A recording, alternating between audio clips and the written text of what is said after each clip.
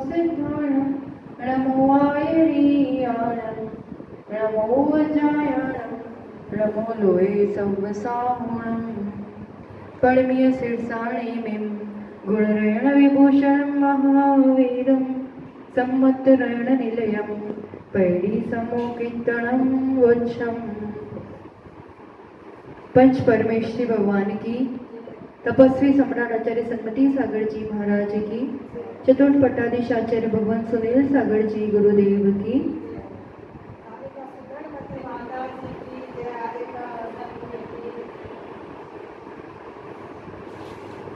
इस संसार यात्रा में मोह से मोक्ष की ओर की यात्रा अपने अच्छे से यहाँ पर समझी है, बस समझ तो ली है, अब उस पर आगे बढ़ना बाकी है। पर यहाँ पर और अपन ज्ञान प्राप्त कर रहे हैं कि इस मोह से मोक्ष की यात्रा, जो 14 गुणस्थान 14 स्टेशन इस यात्रा में, जो अपन ये यात्री ये ड्राइवर उस ट्रेन में विराजमान है, जहाँ पर 8 कर्म के 8 डिब्बे हैं। बंद की ट्रेन की बात हो रही है और ये बंद योग्य प्रकृतियां यानी टोटल कर्म मूल रूप से 8, उत्तर भेद से 148 प्रकृतियां, और उसका कुछ अभेद दृष्टि से देखा जो बंद नहीं होता है या तो बंद योग्य ही नहीं है, सम्यक्त और सम्यक्त मिथ्यात्व, और बाकी की जो प्रकृतियां देखी वो उसके अंतर्गत आ जाती है, जैसे शरीर के अंतर्गत या स्पर्श रस गंध वर्ण के अंतर्गत। इस हिसाब से बंद योग्य प्रकृतियां कितनी कही थी? 120 है ना, 120 यात्री है। और अब पहले स्टेशन पर तो सभी कर्म प्रकृतियां बंद थी, सब बंद थी क्या? हाँ, 120 में से 117 बंद योग्य है, पहले 120 टोटल बंद योग्य है, उसमें से मिथ्यात्व गुणस्थान में 117 का ही कारण जो सम्यक दर्शन के साथ ही बंद होता है अनिवार्य रूप से, वो उसका यहाँ पर बंद नहीं हो सकता। बाकी मिथ्यात्व गुणस्थान में चारों आयु, चारों गति, बहुत सारे शुभ कर्म भी अशुभ कर्म भी सब बंध सकते हैं। मिथ्यात्व के साथ परिभ्रमण तो चारों गतियों में हो सकता है, कोई ऊंचा स्वर्ग में भी जा सकता है, साथ में नरक तक भी जा सकता है, मनुष्यों के भी बड़ा पदाधिकारी भी बन सकता है, और पर है कि उसका गुणस्थान वही का वही रहता है। यहाँ ऐसा है कि सब ऑप्शन खुले हैं सिवाय के तीर्थंकर प्रकृति और आहारक शरीर और अंगों आहारक द्विक वाली प्रकृति। तो ये जो सभी ऑप्शंस खुले हैं, पर मिथ्यात्व गुणस्थान छूट जाने के बाद 16 प्रकृतियां ऐसी हैं जो आगे नहीं बंद होगी, इसलिए अपन ने इसको नाम दिया है विच्छुद्धि, यानी पिछड़ जाना। इस स्टेशन में तो है, इस गुणस्थान में जब तक जीव है तब तक तो उसका बंद होगा, पर जैसे ही गुणस्थान छूटेगा उसके बाद उन प्रकृतियों का बंद आगे नहीं होगा। मतलब एक साथ सब प्रकृतियां का बंद नहीं रुकता है, एक एक करके, यानी कारणों का अभाव अपन ने पढ़ा भी है, आश्रव और बंद के कारण मिथ्यात्व, अविरति, कषाय और प्रमाद। तो पहला सबसे मूल कारण मिथ्यात्व जाता है तो कुछ आश्रव बंद रुक जाता है, फिर अविरति जाता है यानी असंयम जाता है तो कुछ रुक जाता है, फिर कषाय एक एक करके अनंतानुबंधी गई तो उस अपेक्षा कुछ रुकी, अप्रत्याख्यान गया तो उस अपेक्षा, यानी जो मूल कारण है उन कारणों का अभाव होते होते ऐसे ऐसे उन कर्म प्रकृतियों के बंध का भी अभाव होता जाता है। पहले गुणस्थान में हमने देखा कितनी बंध विच्छुद्धि कितनी है? 16। दूसरे गुणस्थान में 25, तीसरे में 0, एक भी बंध विच्छुद्धि नहीं है, जो अवस्था है वो है। चौथे में 10, चौथे में मनुष्य गति संबंधी सभी चला जाता है। और सबसे बड़ी उपलब्धि पहले दूसरे गुणस्थान में कहें तो तिर्यंच आयु, नरक आयु और जितनी अत्यंत अशुभ प्रकृतियां हैं वो सब छूट जाती है। इसलिए सम्यक दृष्टि जीव कभी भी अशुभ प्रकृतियों का दुर्गतियों में नहीं जाता है, अशुभ का बंद नहीं करता है, उनसे बच जाता है। और अब चौथे में 10, फिर पांचवे में 4 प्रकृतियां, छठे में 6, सब और अति असाता ये सब, और सातवें में एक देव आयु, यानी आयु का बंद होता है तो कौन से गुणस्थान तक होता है? सातवें में, सातवें तक है ना। पहले में तो चारों आयु बंद हो सकती है, फिर पहले दूसरे में 2 आयु चली जाएगी। कोई चौथा गुणस्थान वाला है तो या तो देव आयु बांधेगा या मनुष्य आयु, फिर चौथे में मनुष्य आयु भी कंप्लीट चली जाएगी। फिर एक ही बचेगी, यानी देश संयमी या संयमी, वो कोई जीव आयु बांधेगा तो देव आयु ही बांधेगा। एक ही ऑप्शन बचा है और वो भी 7वें तक है, यानी श्रेणी में आयु बंद नहीं होता है। ठीक है, तो 8वें गुणस्थान से अपना देखना बाकी है, अपन एक एक करके देख लेते हैं। पहला स्टेटस देखें अपन पहले। 7वें गुणस्थान में अबंध प्रकृतियां 61 थी, है ना। बंध योग्य 59 और बंध विच्छिन्न थी सिर्फ 1 देवाई। अब अपन 8वें गुणस्थान से स्टार्ट करते हैं। यहाँ पर स्टेशन देखेंगे। 8वें गुणस्थान में 36 प्रकृतियों की बंध विच्छित्ति होती है।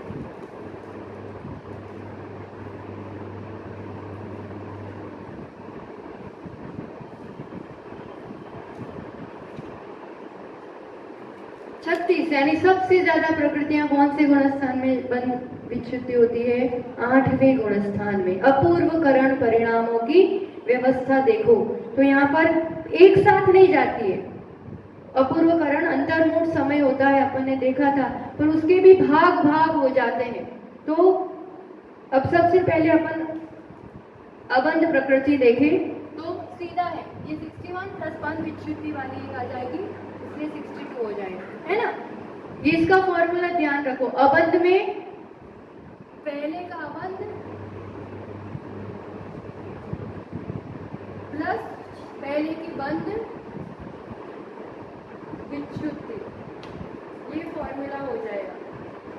उसमें कदाचित कोई विशेष कारण है, जैसे तीसरे गुणस्थान में आयु बंध नहीं होता है या 7वें में आहार द्विक बंद होता है, कोई विशेष कारण में फर्क पड़ेगा। बाकी मूल फॉर्मूला रहेगा पहले के गुणस्थान की अबंध लेना और बंध विच्छित्ति लेना, उन दोनों को ऐड करेंगे तो उस गुणस्थान की अबंध का रेशियो आ जाएगा।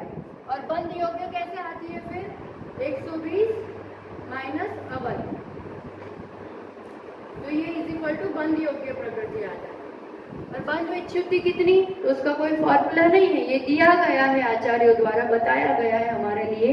तो यहाँ 36 प्रकृतियां हैं। तो सबसे पहले अपन ज्ञानावरण देखें, क्या लिखना है, ये दिख नहीं रहा,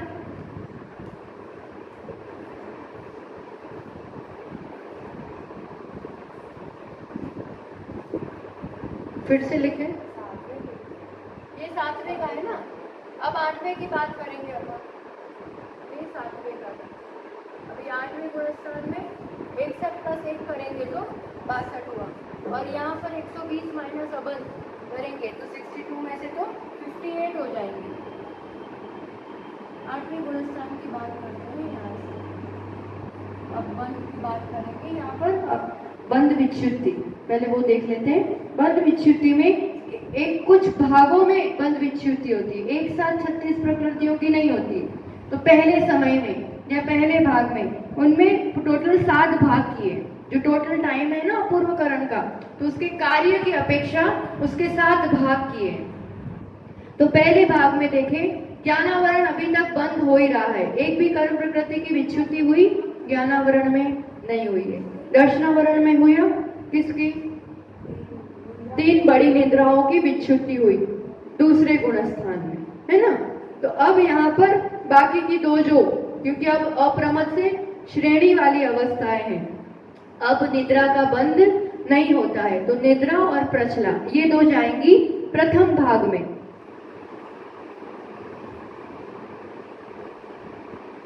प्रथम भाग में 2 जाएंगी, निद्रा और प्रचला। फिर छठे भाग में, छठे भाग में 30 जाती है। एक एक करके हम बोलते जा रहे हैं, तो लिखना हो तो भी और पहले सुन लो। तो अब यहाँ पर मुख्य रूप से टोटल जितने भी नाम कर्म की प्रकृतियां हैं 30 प्रकृतियां, क्योंकि सबसे ज्यादा उसी का सब खेल है। तो अशुभ प्रकृतियां तो पहले चली गई थी, अब क्या बचा था? देखो गति तो सब चली गई, गति में कुछ नहीं बचा था, है ना, दो दो करके। जाति, पंचेंद्रिय जाति बाकी थी तो वो जाएगी, पंचेंद्रिय जाति। फिर जो शरीर में देखेंगे, एक तो पंचेंद्रिय जाति जाएगी, फिर शरीर में औदारिक और वैक्रियक वाला तो हो गया था उसका मन। अब आहारक शरीर और आहारक अंगोपांग और तेजस और कारमान, ये चारों जाएंगे। तेजस कारमान इनका बंध रुक जाएगा। और आहारक शरीर अंगोपांग का बंध कहाँ चालू हुआ था? सातवें में तो प्रारंभ हुआ था, सातवें तक तो वो अबंध प्रकृति थी, सातवें गुणस्थान में उसका बंध प्रारंभ हुआ था। तो वो बंध कहाँ तक होगा? तो आठवें गुणस्थान के छठे भाग तक बंद हो सकता है, उसके बाद नहीं होगा। तो आहारक शरीर और आहारक अंगोपांग सातवें गुणस्थान में जितने समय रहेगा तब होगा। शपक श्रेणी चढ़ते या उपशम श्रेणी में भी आठवें गुणस्थान में भी छठे भाग तक उसका बंद होगा। तेजस शरीर, कारमान शरीर, ये शरीर संबंधी हो गया। फिर सम चतुर संस्थान, एक संस्थान बाकी रहा था ना, तो वो संस्थान आ जाएगा। और गति में देवगति, देवगत्यानुपूर्वी बाकी था, वो सभी चीजें, क्योंकि अभी तो देव आयु ही गई है ना, तो देवगति, देवगत्यानुपूर्वी, वैक्रियक शरीर, वैक्रियक अंगोपांग, अभी यहाँ बंद रुकेगा उसका, क्योंकि सातवें गुणस्थान में देव आयु रुकी थी, अब यहाँ पर ये सब प्रकृतियां रुक जाएंगी। देवगति, देवगत्यानुपूर्वी, वैक्रियक शरीर, वैक्रियक अंगोपांग,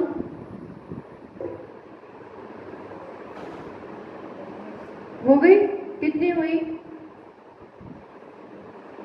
पंचेंद्रिय जाति, तेजस, कारमान, आहारक शरीर, आहारक अंगोपांग, समचतुर संस्थान, देवगति, देवगत्यानुपूर्वी, वैक्रिक शरीर, वैक्रिक अंगोपांग। अब तीर्थंकर, तीर्थंकर प्रकृति का बंध प्रारंभ कहां से हुआ था? चौथे गुणस्थान से। पहले, दूसरे, तीसरे में अबंध था, वो चौथे से प्रारंभ हुआ। यानी वो जीव चौथे, पांचवें, छठे, सातवें में जहां जहां होगा हर जगह वो बंद करेगा तीर्थंकर प्रकृति का। एक बार स्टार्ट कर दिया होगा ना उसने तो, और कहां तक बंधेगा? ये आठवें के छठे भाग तक, आठवें गुणस्थान के तीर्थंकर प्रकृति। फिर निर्माण, फिर प्रशस्त विहाय गति, और जितनी भी शुभ प्रकृतियां थी, अगुरु लघु, उपघात, परघात, ये सब आएंगी। अगुरु लघु, उपघात, परघात, उच्छ्वास, हाँ,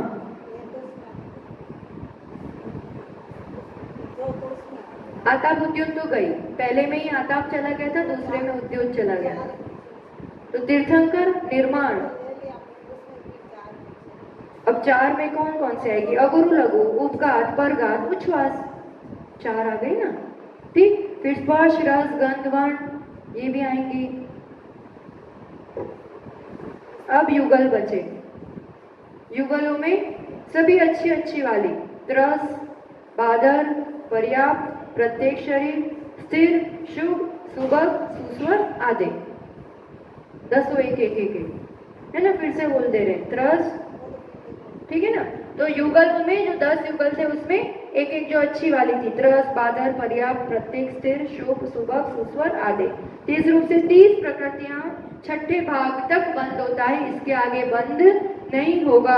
कितनी सारी प्रकृतियां चली गई देखो, 16 और 25 41, फिर 10 51, फिर 4 और 6 10 यानी 61 62, और अब ये 30 यानी 92 और 94 प्रकृतियां, और 4 अभी जाएंगी। 98 प्रकृतियां तो यही बंद रुक जाता है, मतलब कितना कम बंद बाकी रहा अगर होगा। और फिर अपन ने देखा था उसमें भी स्थिति बंधापसरण गट गट के बंद होगा। एक तो इतनी सारी तो रुक ही गई, इन प्रकृतियों का तो बंद ही नहीं हो रहा है, और जिनका हो रहा है उसमें भी कम स्थिति अनुभाग से हो रहा है। ये सब परिणामों की विशुद्धि का खेल है। और सप्तम भाग में 4 प्रकृति, हास्य, रति, भय, जुगुप्सा। वेद तो स्त्री वेद, नपुंसक वेद तो पहले ही चला गया था। फिर अरति, हास्य, रति, भय और जुगुप्सा, ये 4 जाएंगे।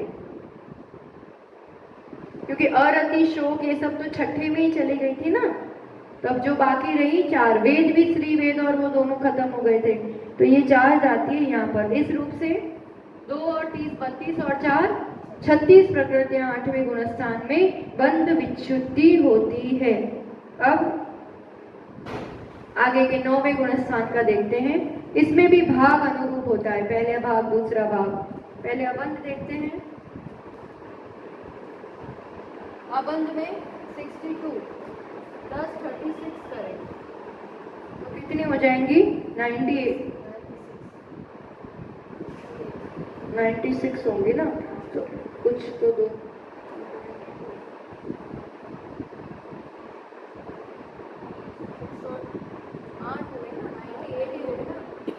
98 हुए, सही है। और यहाँ पर 120 में से 98 जाएंगे तो 22 का बंद हो रहा है, 22 का बंद हो रहा है, और बंद विच्युति 5 की होगी। 5 कौन कौन से? तो पहला भाग दूसरा भाग,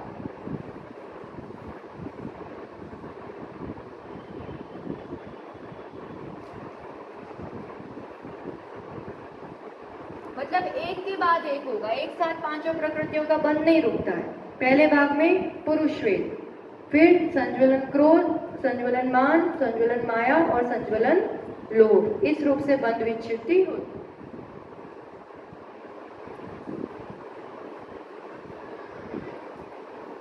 संज्वलन क्रोध जाएगा, फिर मान, माया और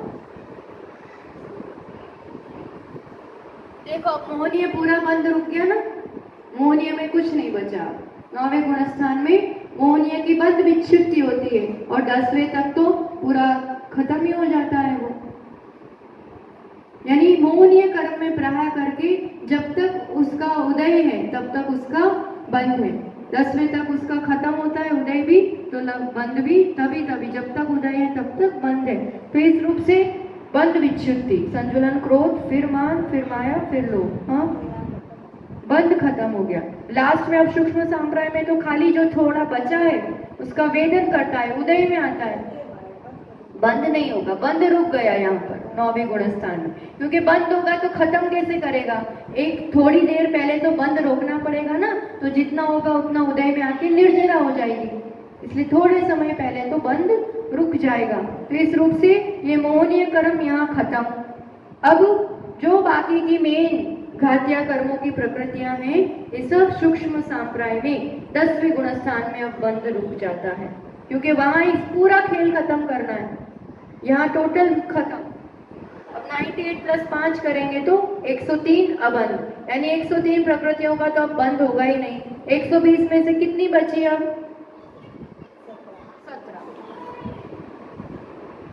17 बची। अब 17 में से 16 की बंध विच्युति हो जाती है 10वें गुणस्थान में। 16 प्रकृतियां 17 में से, सीधा गणित है। अब 7 वेदनीय के अलावा जितना बाकी रहा सब खत्म। पहले से स्टार्ट करो, ज्ञानावरण, ठीक। ज्ञानावरण अभी तक एक भी विच्युति नहीं हुई थी, मतलब 5 कर्मों की विच्युति, बंध की विच्युति यहाँ पर होगी। तो सोचो, एक भी क्षण, एक भी पल ऐसा नहीं है, क्योंकि 1 से लेकर के 10वें गुणस्थान तक निरंतर हर पल ज्ञानावरण की 5 प्रकृतियों का बंध हो रहा है। सोते, जागते, पढ़ते, लिखते, स्वाध्याय करते, कुछ भी, जब तक 10वें गुणस्थान तक नहीं पहुंचे, यानी अब तक अपन ने कभी भी ज्ञानावरण कर्म की बंध विच्युति हुई नहीं है। 5 प्रकृतियां ले लेना, मति ज्ञानावरण, श्रुत ज्ञानावरण, अवधि ज्ञानावरण, मनोपरे ज्ञानावरण, केवल ज्ञान, 17, उसमें से 16 जाएंगी अब, तो उसमें से 5 ज्ञानावरण। अब दर्शनावरण में क्या बचा था?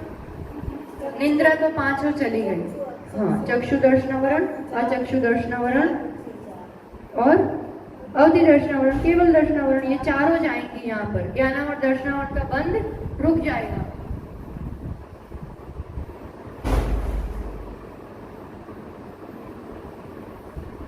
पाँच और 4 9 हो गई। अब ज्ञानावरण, दर्शनावरण, फिर वेदनीय, वेदनीय में असाता चली गई थी, साता अभी रहेगी। फिर मोहनीय कर्म, मोहनीय टोटल चला गया है। हाँ, अंतराय, अब अंतराय की पांचों कर्म प्रकृतियां, दान, लाभ, भोग, उपभोग, वीर।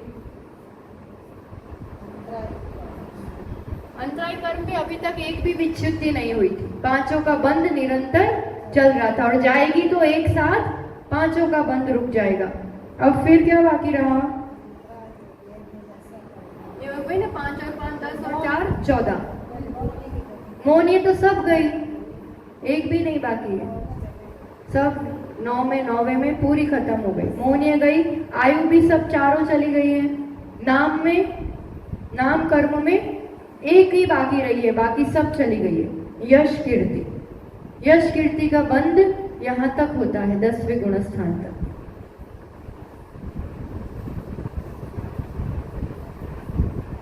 यश कीर्ति, फिर आयु, नाम, गोत्र, उच्च गोत्र का बंध यहां तक होता है।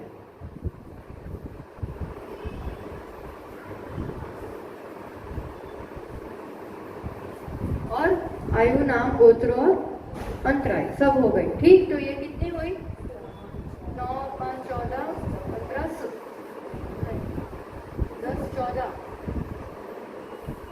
15 16, एक बाकी रही ना।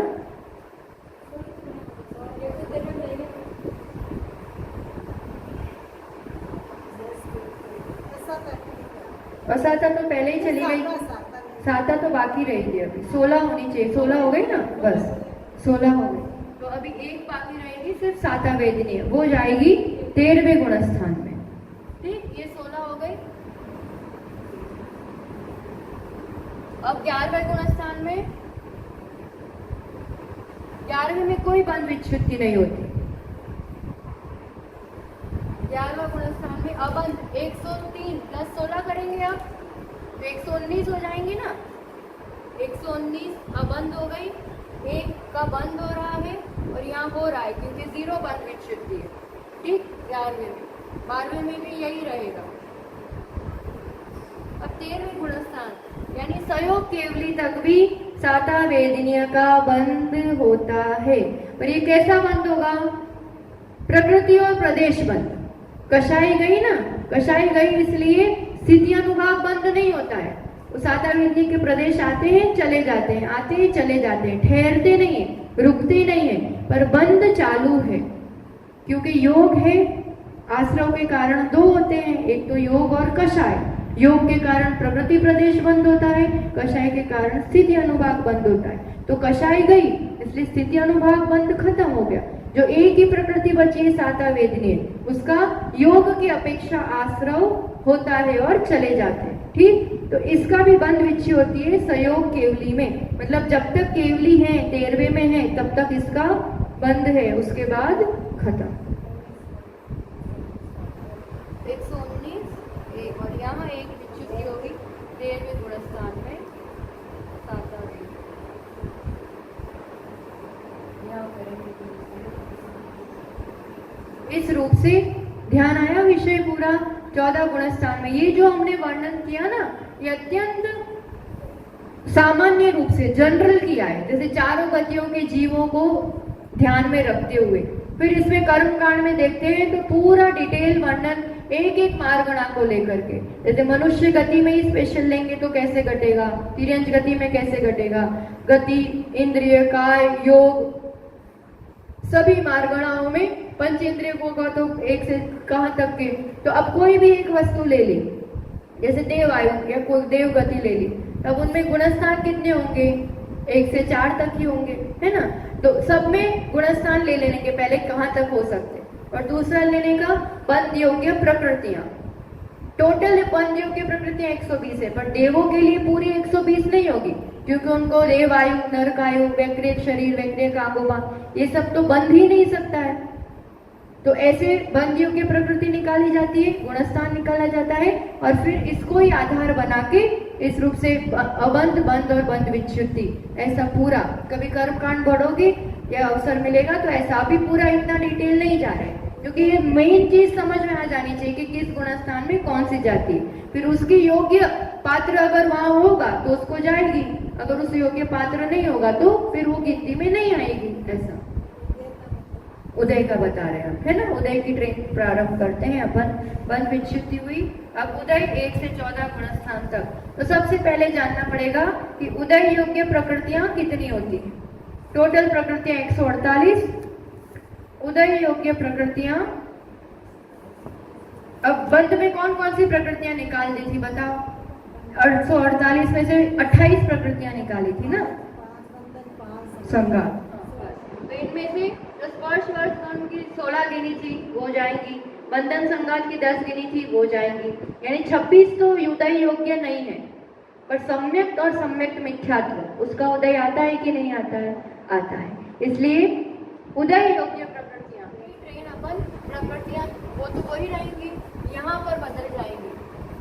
ज्ञानावरण की तो वही 5, फिर 9 दर्शनावरण की 2 वेदनीय, यहाँ 28 हो जाएंगे उदय, क्योंकि सम्यक्त और सम्यक्त मिथ्यात्व का भी उदय होता है और बाकी का वही रहेगा। तो उदय योग्य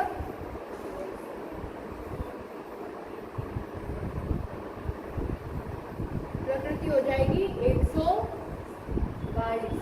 ठीक है, डिब्बे वही 8 है, यात्री 122 है। अब ये भी किस गुणस्थान में किसका उदय पाया जाता है, कहाँ तक, इसमें भी 3 बातें आएंगी, अनुदय, उदय और उदय विच्छुद्धि। यानी कुछ प्रकृतियों का उदय हो ही नहीं सकता उस गुणस्थान में, कितने का उदय होगा, और कुछ फिर उसके आगे छूट जाएंगी, वहीं तक उसका उदय होगा। तो यहाँ पर अपन समझते हैं एक एक का।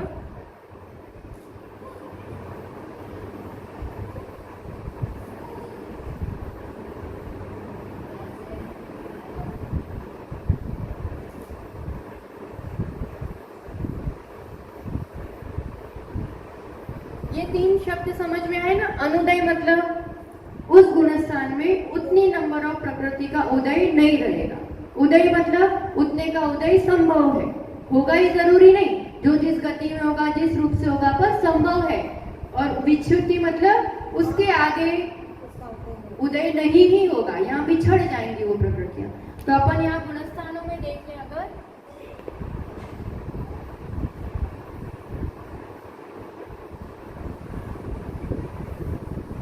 पहले 5-6 गुणस्थानों में देखते हैं। पहले गुणस्थान में उदय विच्छुद्धि है 10 की, दूसरे में 4, 1, 7,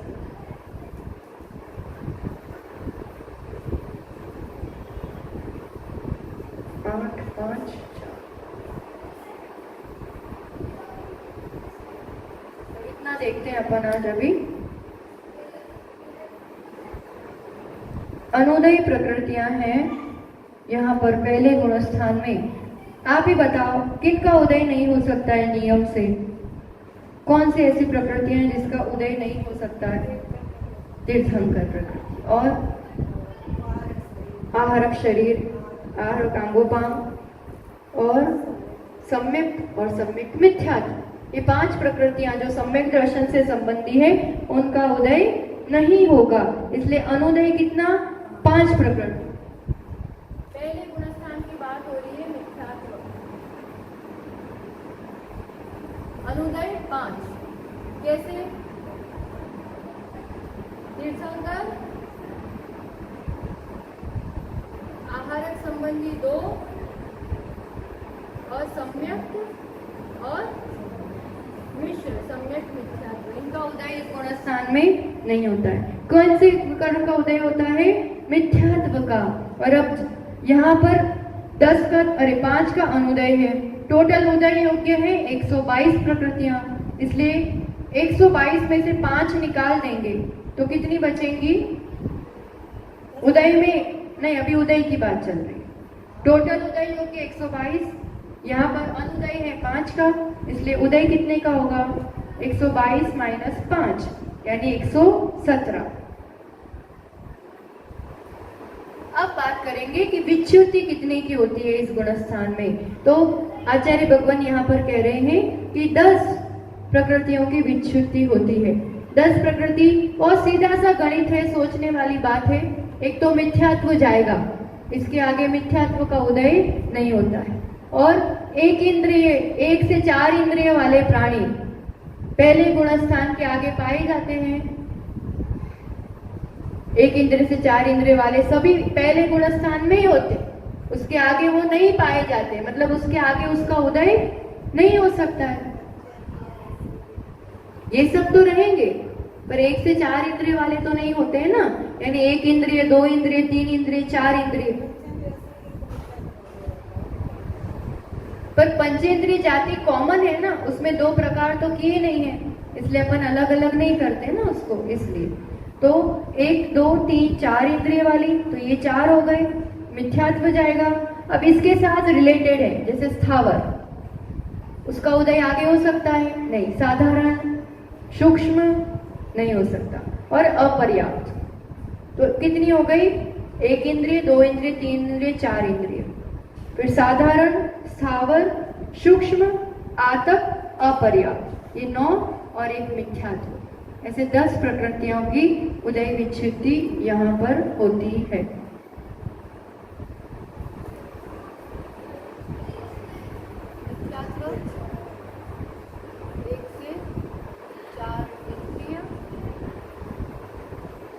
उदय में बहुत आसानी से समझ में आएगा, क्योंकि दिखता है ना फल इसका, कौन जीव कहाँ तक पाया जाता है, तो तत्संबंधी उदय, उदय यानी जिसका फल दिख रहा है, जो उदय कर्म अब यहाँ पर फल दे करके जाते हैं, तो वो जहाँ दिखेगा, तो 1 इंद्रिय से 4 इंद्रिय यहीं रहते हैं, उसके आगे होते नहीं है, और 1 इंद्रिय से संबंधित स्थावर, साधारण, सूक्ष्म, अपर्याप्त।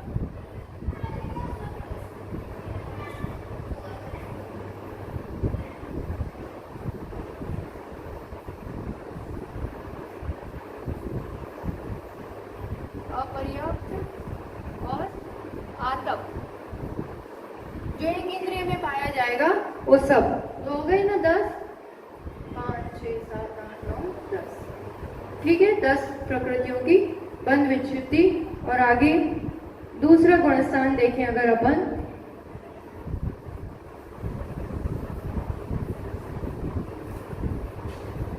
दूसरा यानी सासादन गुणस्थान। सासादन गुणस्थान जो सम्यक से गिरते हुए रहता है, तो वहां कोई उदय अब होगा तो किस प्रकार से होगा, तो अनुदय 5 है, ठीक, और यहाँ पर विच्छित्ति कितने की है? 10 की, तो 10 और 5 15, और 15 में एक और मिलानी पड़ेगी यहाँ पर,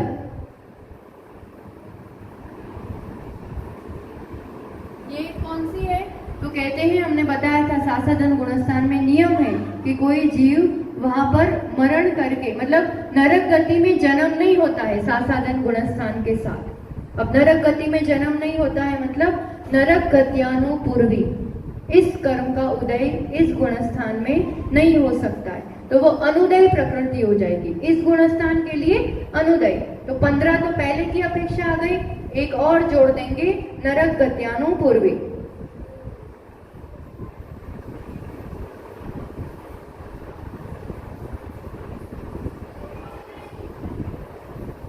आचार्य भगवान कितनी छोटी छोटी बातों का यहाँ पर कितना स्पष्टीकरण हो जाता है, कौन कहाँ जा सकता है, क्या उदय हो सकता है, एक एक बातों का ध्यान रखते हुए यहाँ पर बता रहे हैं। तो अब उदय की बात आएगी, ठीक, तो 122 में से 16 जाएंगी, तो कितनी हो जाएंगी? 106।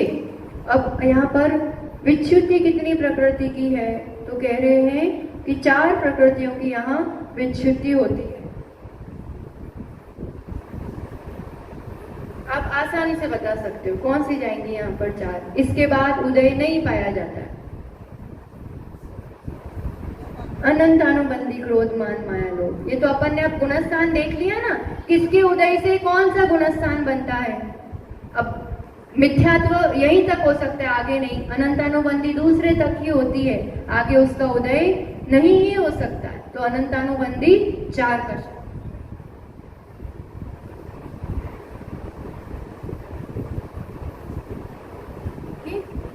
अब तीसरा गुणस्थान तक जाएं अपन, मिश्र सम्यक मिथ्यात्व गुणस्थान।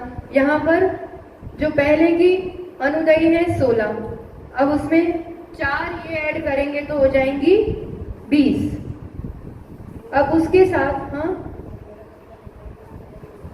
नरक गत्यानुपूर्वी तो थी और उसके साथ और तीनों गत्यानुपूर्वी ऐड हो जाएंगे, क्योंकि तीसरे गुणस्थान में जन्म नहीं होता है किसी भी जीव का, न मरण होता है न जन्म होता है। तो चारों अनुपूर्वियां जो हैं वो इसमें अनुदय में आ जाएंगी। देखो अब इसका समझो अनुदय। तीसरे गुणस्थान मिश्र गुणस्थान में 16 और 4 20 तो हो ही जाएंगी। अभी इन 20 में नरक गत्यानुपूर्वी है, वो तो है ही, इसलिए 3 जो गत्यानुपूर्वी रही वो ऐड हो जाएगी।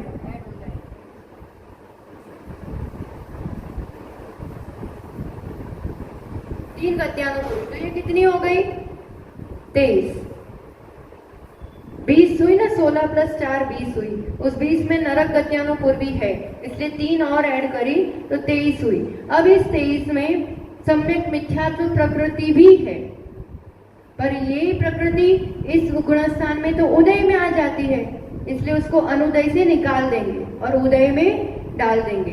तो 23 में से और एक अब माइनस करेंगे, क्योंकि सम्यक मिथ्यात्व पहले गुणस्थान में ही ली ना अपन ने, वहां से चली आ रही है। तब ये 23 में से और एक माइनस करेंगे सम्यक मिथ्यात्व, इसलिए टोटल यहाँ पर जो हो जाती है 22 अनुदय।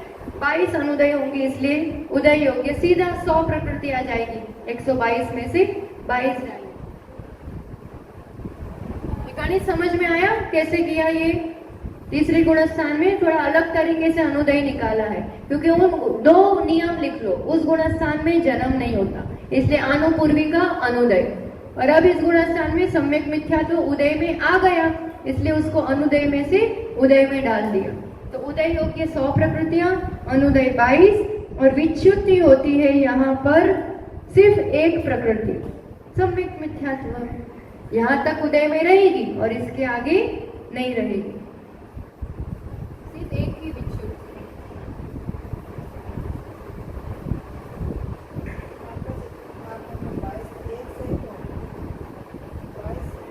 122 में से 22 गई तो 100 हो गए,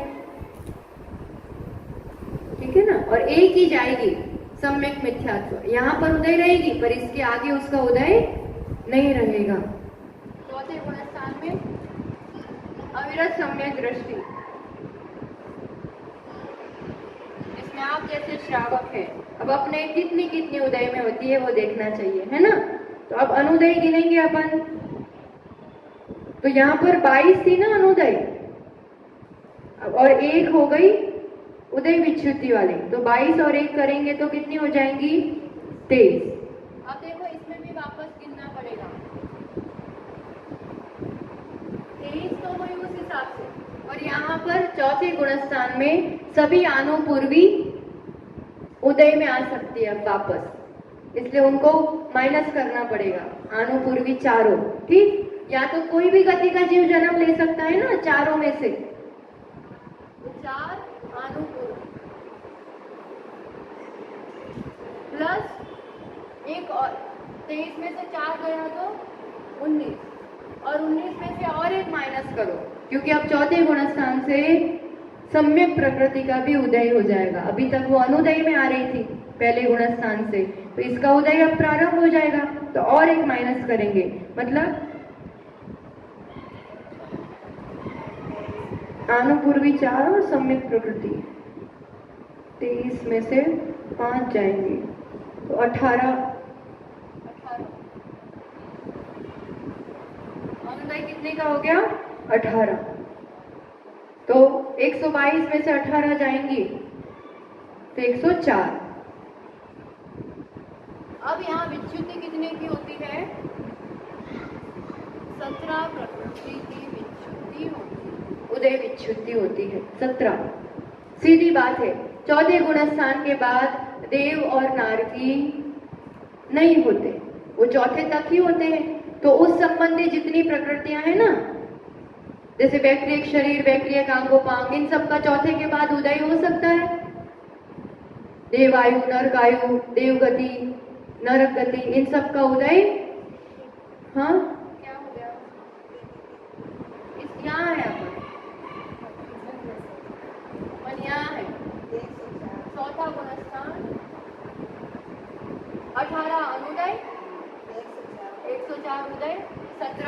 उदय विच्युति। तो 17 क्यों ले रहे हैं अपन? यहाँ पर देखो देव और नारकी इसके बाद नहीं पाए जाते, तो उनके संबंधित जितनी प्रकृति होंगी उनका उदय यहीं तक होगा, उसके आगे नहीं पाया जाएगा। इसलिए देव देव आयु नरकायु, देव गति देव, हाँ देव गति नरक गति, देव गत्यानुपूर्वी नरक गत्यानुपूर्वी, व्यक्रियक शरीर व्यक्रियक आंगों, कितनी सारी हो गई देखो, नरकायु देवायु 8 हो जाएंगे टोटल। फिर नरक गति देव गति, नरक गत्यानुपूर्वी देव गत्यानुपूर्वी, व्यक्रियक शरीर व्यक्रियक आंगोपांग 8। इन 8 के साथ फिर और मनुष्य गत्यानुपूर्वी और तिर्यंश गत्यानुपूर्वी ये भी चली जाती है, क्योंकि जन्म तो इसी गुणस्थान में होता है, इसके आगे के गुणस्थानों में जन्म होता नहीं है। तो ये जाएंगी 10 प्रकृतियां। अप्रत्याख्यानावरण, इसका उदय यहीं तक होता है, आगे नहीं होगा, इसलिए वो 4 14 और 2 जाएंगी अनादि और अयश कीर्ति। अयश कीर्ति यहाँ से जाती है, मतलब आप व्रती संयमी बन गए तो सब जगह आपका सम्मान होने वाला है, प्रशंसा होने वाली है, गुणानुवाद होने वाला है। उदय ही नहीं होता है अयश कीर्ति का चौथे के बाद। और अनादि, आदे में क्या था? सब आपको बहुमान, सब आपको मानेंगे, आपकी कीर्ति और तेज रहेगा। तो ये दोनों यहाँ पर चली जाती है। उदय का अभाव, उदय विच्युति 4 अप्रत्यक्ष 3, फिर 8 हो जाएंगी पूरी वो व्यक्तिक शरीर आंगोपांग, देव आयु गति गत्यानुपूर्वी, नरक आयु गति गत्यानुपूर्वी, ऐसे सब हो। और 2 हो जाएंगी मनुष्य और तिर्यंश गत्यानुपूर्वी, और बाकी की रही और 14।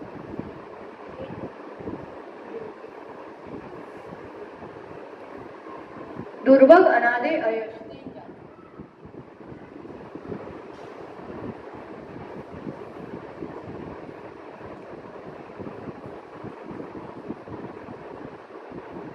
ये बहुत सोचने वाली बात है कि अगर आप सच में एक देश संयमी सम्यक दृष्टि जीव है या व्रती संयमी मुनि, उनके ये समझ में आया 4 अप्रत्यक्ष 8 व्यक्रियक व्यक्रियक शरीर मतलब आंगोपांग, फिर देव गति देव आयु देव गत्यानुपूर्वी, नरक गति नरक आयु नरक गत्यानुपूर्वी, टोटल 8 हो जाएंगे।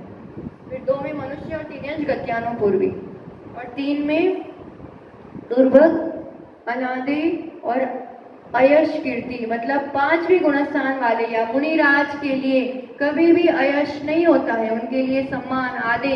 दुर्भग यानी कोई पसंद नहीं करे, ऐसा हो ही नहीं सकता, वो पसंद किए जाते हैं, प्रिय लगते हैं, सबके चर्चा में रहते हैं, यश रहता है और सबके द्वारा बहुमान को प्राप्त होता है दल संयमी या मुनिराज, क्योंकि इसका उदय का ही अभाव हो गया चौथे के बाद। तो इस रूप से अपन और 5वें गुणस्थान से आगे कल उदय का प्रसंग देखेंगे। इतना हो गया ना 17 प्रकृति, हाँ ठीक, और देख लेंगे, कुछ होगा तो पूछ लेना, अपन इसका और चर्चा कल करेंगे। पर इस पर ज्ञान भी प्राप्त करो और चिंतन भी करो, कहाँ तक किसका बंध, कहाँ तक किसका उदय किस रूप से रहता है, और ये सब तो अपने आप चलता है। अपना काम विशुद्धि बढ़ा के गुणस्थान आगे बढ़ाना, तो अपने आप ये यात्री जो है कर्मों के वो पीछे छूटते जाएंगे और अपन आगे अपने गंतव्य स्थान तक बढ़ते जाएंगे। तो हम भी अपनी मंजिल को प्राप्त करें इसी मंगल भावना के साथ। जय बोलो आचार्य रोगन सुनील सागर जी गुरुदेव की, जिनवाणी के ज्ञान से सूझे लोकालोक, सो वाणी मस्तक नमो सदा देतो मुदो, हे जिनवाणी भारती तो हे जपो दिन रहे, जो तेरा शरण आ गए सो पावे सुख चैन नो बात। द्वादशांगमयी जिनवाणी माता की जय। आचार्य रोगन सुनील सागर जी गुरुदेव की।